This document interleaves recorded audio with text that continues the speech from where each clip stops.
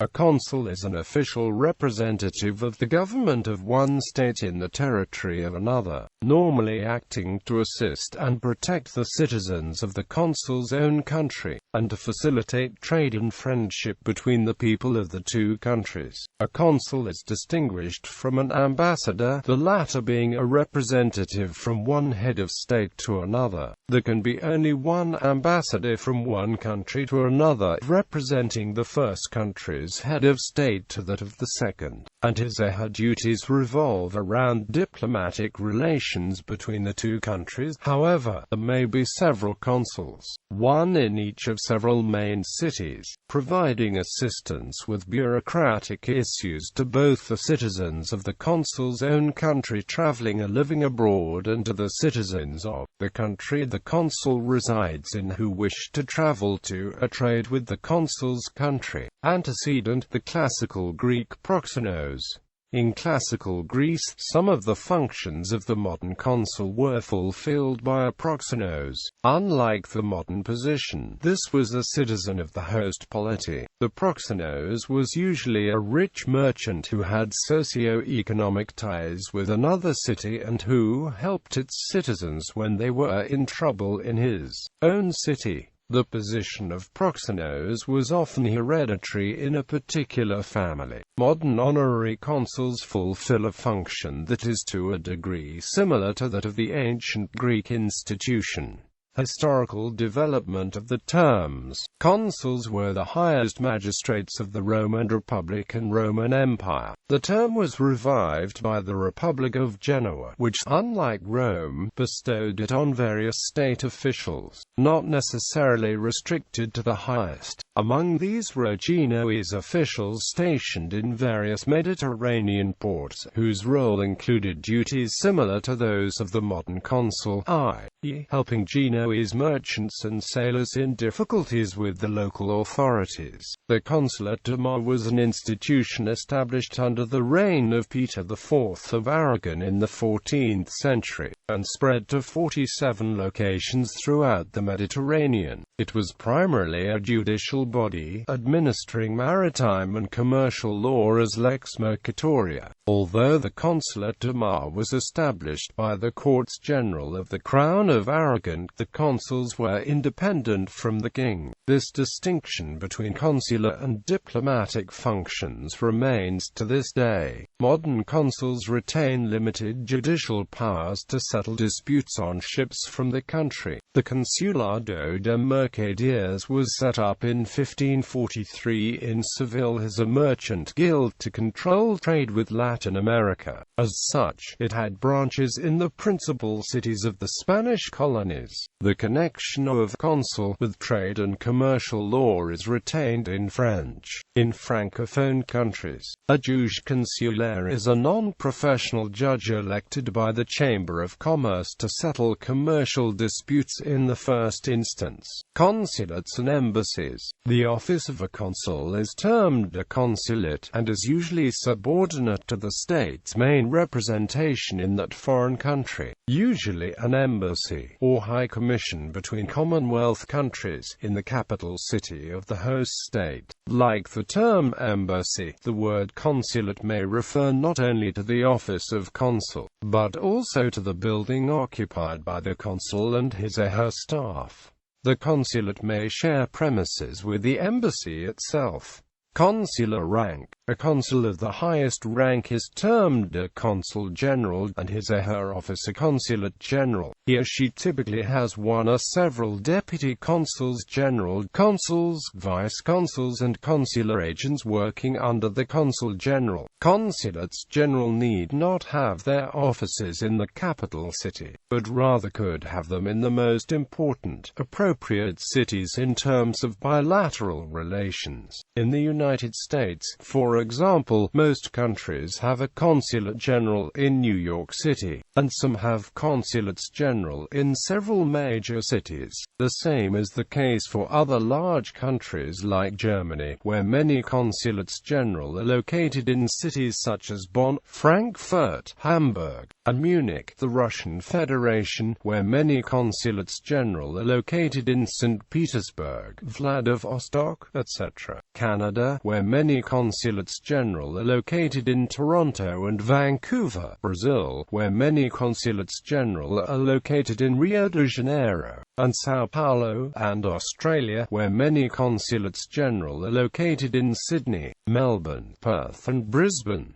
Authority and activities. Consuls of various ranks may have specific legal authority for certain activities, such as notarizing documents. As such, diplomatic personnel with other responsibilities may receive consular letters patent. Aside from those outlined in the Vienna Convention on Diplomatic Relations, there are few formal requirements outlining what a consular official must do. For example, for some countries, consular officials may be responsible for the issuance of visas. Other countries may limit consular services to providing assistance to compatriots, legalization of documents, etc. Nonetheless, consulates proper will be headed by consuls of various ranks, even if such officials have little or no connection with the more limited sense of consular service. Activities of a consulate include protecting the interests of the citizens temporarily or permanently resident in the host country, issuing passports, issuing visas to foreigners and public diplomacy. However, the principal role of a consulate lies traditionally in promoting trade, assisting companies to invest and to import and export goods and services, both inwardly to the home country and outward to the host country. And although it is never admitted publicly, consulates, like embassies, may also gather intelligence information from the assigned country. Consular districts. In many cases, such as the United States, consulates are established for specific consular districts of another nation-state. For instance, the consular representation in India and Bhutan is divided into 5 regions, one of which, the New Delhi Consular District, covers the Indian states of Delhi, Haryana, Himachal Pradesh, Jammu and Kashmir, Punjab, Rajasthan, Uttar Pradesh, Uttarakhand, and the Kingdom of Bhutan. Consular districts are demarcated to serve only citizens resident within the district with non-immigrant visas. Role in diplomatic missions. Contrary to popular belief, although many of the staff of consulates may be career diplomats, they do not generally have diplomatic immunity. Immunities and privileges for consuls and accredited staff of consulates are generally limited to actions undertaken in their official capacity and, with respect to the consulate itself, to those required for official duties. In practice, the extension and application of consular privileges and immunities can be subject to wide discrepancies from country to country. Consulates are more numerous than diplomatic missions, since the latter are posted only in a foreign nation's capital, while consular ones are also posted in various cities throughout the country, especially centers of economic activity, or wherever there is a significant population of its citizens in residence. Consulates are subordinate posts of the home country's diplomatic mission.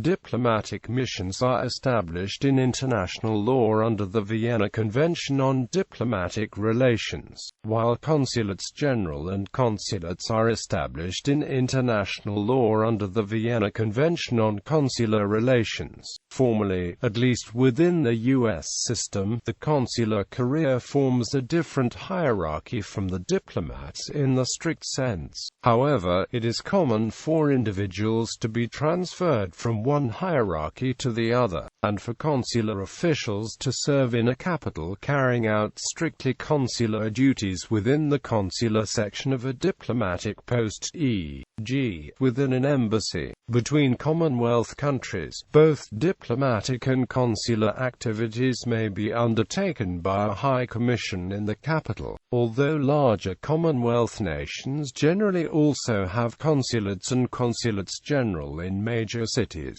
For example, Toronto Toronto in Canada, Sydney in Australia and Auckland, New Zealand, are of greater economic importance than the respective national capitals, hence the need for consulates there. When Hong Kong was under British administration, diplomatic missions of Commonwealth countries, such as Canada, Australia, New Zealand, India, Malaysia, and Singapore were known as commissions, but after the transfer of sovereignty to China in 1997, they were renamed Consulates General, with the last commissioner becoming Consul General. Many of these commissioners and Consuls General have served elsewhere as ambassadors, and some of them still report directly to the foreign ministries of the sending countries, instead of reporting through the ambassadors in Beijing. Consul General. A Consul General is an official who heads a Consulate General and is a consul of the highest rank serving at a particular location. A Consul General may also be responsible for consular districts which contain other, subordinate consular offices within a country. The Consul General serves as a representative who speaks on behalf of his or her state in the country to which he or she is located, although ultimate jurisdiction over the right to speak on behalf of a home country within another country ultimately belongs to the single ambassador. It is abbreviated CG, and the plural form is Consuls General. In most embassies, the consular section is headed by a Consul General who is a diplomat and a member of the ambassador's country team. Honorary Consul. Some consuls are not career officials of the represented state at all. Some are locally engaged staff with the nationality of the sending country, and in smaller cities, or in cities that are very distant from full-time diplomatic missions. A foreign government which feels that some form of representation is nevertheless desirable may appoint a person who has not hitherto been part of a diplomatic service to fulfill this role. Such a consul may well combine the job with his or her own private activities, and in some instances may not even be a citizen of the sending country. Such consular appointments are usually given the title of Honorary Consul. In addition, the U.S. Secretary of State states the following concerning honorary consuls. The United States government appreciates that honorary consular officers provide important services both to the governments which they represent, and to United States citizens and entities. Nevertheless, for reasons previously communicated to the missions, United States government policy requires that the maintenance and establishment of consular posts headed by honorary consular officers must be supported by documentation which makes it possible for the Department of State to be assured that meaningful consular functions will be exercised by honorary consular officers on a regular basis, and that such consular officers come under the supervision of, and are accountable to, the governments which they represent. As a matter of U.S. policy, honorary consular officers recognized by the U.S. government are American citizens, or permanent resident aliens who perform consular services on a part-time basis. The limited immunity afforded honorary consular officers is specified in Article 71 of the Vienna Convention on Consular Relations. Such individuals do not enjoy personal inviolability, and may be arrested pending trial if circumstances should otherwise warrant. However, appropriate steps are provided to accord to such officers the protection required by virtue of their official position. In addition, the consular archives and documents of a consular post headed by an honorary consular officer are inviolable at all times, and wherever they may be, provided they are kept separate from other papers and documents of a private or commercial nature relating to other activities of an honorary consular officer or persons working with that consular officer, notwithstanding their other roles. Honorary consular officers in some instances also have responsibility for the welfare of citizens of the appointing country within their bailiwick. For example, the Embassy of Finland states that the tasks of Finland's Honorary Consulate include monitoring the rights of Finns and permanent residents of Finland residing in the area in which the consulate is located, providing advice and guidance for distressed Finnish citizens and permanent residents traveling abroad to that area, and assisting them in their contacts with local authorities at the nearest Finnish embassy or consulate. Certain types of notarized certificates can be acquired through an honorary consul. Together with diplomatic missions, an honorary consul promotes economic and cultural relations between Finland and the country in question, and takes part in strengthening Finland's image abroad. An honorary consul can advise Finnish companies, for instance, in obtaining information about local business culture and in finding cooperation partners. Historical role. Lübeck. In the social life of 19th-century Lübeck as depicted in Thomas Mann's novel Buddenbrooks, based on Mann's thorough personal knowledge of his own birth milieu, an appointment as the consul of a foreign country was a source of considerable social prestige among the city's merchant elite. As depicted in the book, the position of a consul for a particular country was in practice hereditary in a specific family, whose mansion bore the represented country's coat of arms, and with that country confirming the consul's son or other heir in the position on the death of the previous consul. As repeatedly referenced by Mann, consul's wife was known as consulan and continued to bear that title even on the death of her husband. Characters in the book are mentioned as consuls for Denmark, the Netherlands and Portugal. Colonial and similar roles, concessions and extraterritoriality. European consuls in the Ottoman Empire, United States consuls in the early years. From 1798 to 1883, the foreign affairs of the United States were largely the responsibility of those wearing the gold braid of U.S. Navy officers. Since there were no formal diplomatic relationships with countries in many regions, the U.S. government often relied on those most experienced in trade relations, the consuls, to seize opportunities for commercial and diplomatic contacts. Early United States consuls were rarely chief merchant agents, receiving but an administrative pittance and issuing reports to the Department of State on the circumscribed duties in safeguarding American property and estates and caring for sailors and residents. American consuls undertook an informal kind of proto-diplomacy as they functioned mostly to support commerce, acting on their own authority in support of the trading community. The U.S. government, while underwriting such functions, did nothing to guarantee legal protection for American citizens or to accord judicial authority to consuls. In a notable case of 1821, an Italian sailor on the American ship Emily Francis Terranova accidentally killed a Chinese woman. Chinese authorities demanded that Terranova be turned over to them, and executed him when the Americans complied. Early in the 1830s, as part of American interest in expanding competitively in the Pacific region and East Asia, President Andrew Jackson and Secretary of State Edward Livingston made initiatives toward strengthening the American consular role, with respect to remuneration and the coordination of commercial and naval interests. Both were greatly influenced by the activist reports of Edmund Roberts, a former American consul in Demerara, and by John Shillaber, the American consul in Batavia. Shillaber, a Massachusetts native, served as the American consul in Batavia between 1825 and 1832, officially resigning from that post in 1835 while in China. In 1826, in Batavia, he tried unsuccessfully to secure the authority to sign American treaties with Siam and and other kingdoms in the East Indies,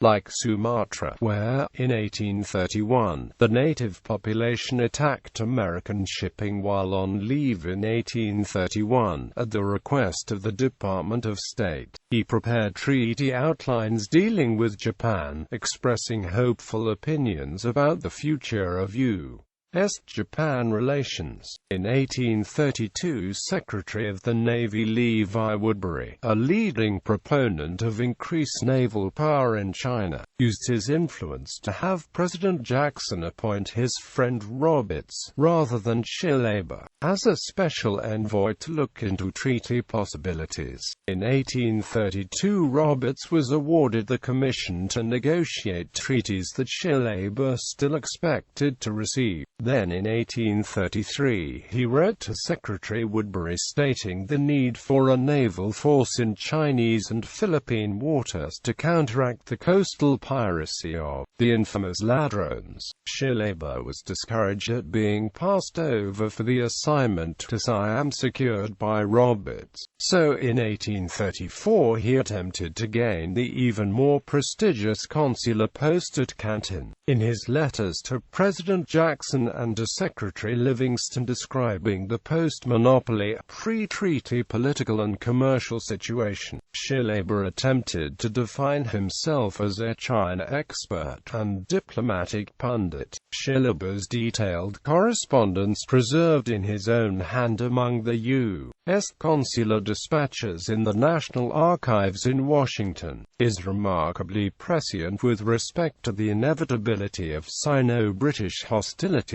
and the need to define a more assertive American position in China. He recommended that American consuls have official power to represent the government before the Chinese authorities, protect the property and rights of American citizens, make vigorous efforts to open more ports to trade, and that Americans maintain an armed naval presence in East Asian waters. Significantly, Shillaba felt that American policy should have another purpose, namely, to show the Chinese that Americans were a breed apart, different from other Westerners, especially the British, who came to do business, assume control, and wreak havoc in China. Following Roberts' treaty with Said bin Sultan, Sultan of Muscat and Oman, Richard Waters, a native of Salem, Massachusetts, was appointed American consul from 1837 to 1845 in Zanzibar. Gilbert gives an account of the difficulties facing a neophyte American consul.